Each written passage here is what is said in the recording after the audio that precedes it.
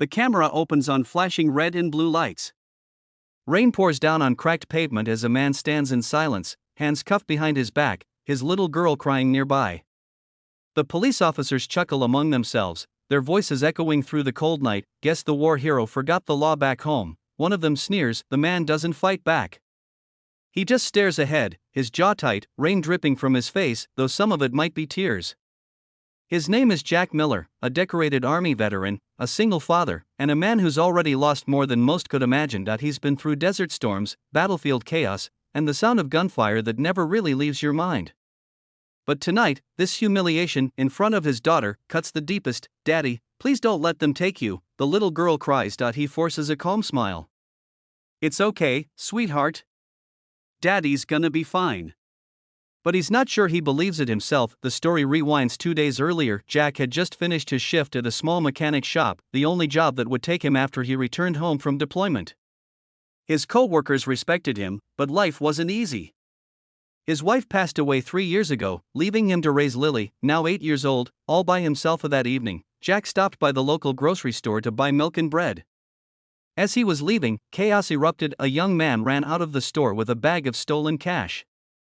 In a split-second reaction honed by years of training, Jack tackled the thief before he could get far, but the man fell hard and hit his head. When police arrived, Jack expected thanks. Instead, they shoved him to the ground. Hands where I can see them. I was helping. Jack protested. He stole it. Tell it to the judge, one officer said, yanking him up. Within minutes, the narrative had flipped. The thief claimed Jack attacked him unprovoked, and with no witnesses willing to step forward, the veteran was booked for assault. That night, Jack sat alone in his cell, staring at the blank wall. He could handle pain. He'd handled worse. But what broke him was the thought of Lily, scared, alone, waiting for him. At home, a kind neighbor took Lily in. She clutched the photo of her father in uniform and whispered, "Please, God, don't let them take my daddy away." The next morning, the courtroom was packed. The officers from that night stood at the back, arms folded, smirking. The prosecutor spoke like it was already decided. Mr. Miller, a supposed veteran, took the law into his own hands.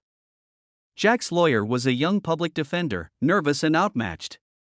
The judge barely looked up as the case began. Lily sat in the front row, clutching a stuffed bear, her eyes red from crying. Jack's head hung low. Every word felt like a nail being driven into the coffin of his reputation. Then, the door to the courtroom opened. A tall man in full uniform walked in, silver stars glinting under the fluorescent lights. The entire room went silent. The judge blinked in confusion. The bailiff straightened immediately. "Sir, who are you?" the judge asked. The man's voice carried weight, not just from rank, but from history. "I'm General Nathan Cole, United States Army. I'm here to testify on behalf of Sergeant Jack Miller." Whispers rippled through the courtroom. The smirking cops stopped laughing. The general approached the stand. "Your Honor, I commanded Sergeant Miller during 2 tours overseas. I witnessed his bravery firsthand, bravery that saved dozens of American lives, including my own." He paused, his gaze sharp enough to cut glass. "If it weren't for that man sitting right there," he said, pointing to Jack, "I'd be buried in Arlington right now." The room fell silent. Even the prosecutor looked shaken. General Cole continued, "And if you people had done your jobs that night, if you'd bothered to check the store's camera, you'd have seen that Miller didn't attack anyone. He stopped a crime in progress." The judge raised an eyebrow. "You have evidence?" Cole nodded. "I had my team request the footage this morning. It's right here." He handed over a flash drive.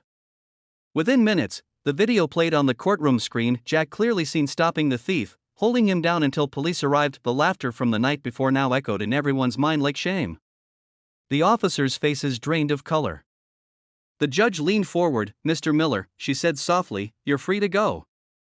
The courtroom erupted. Lily ran up to her father, tears streaming down her cheeks.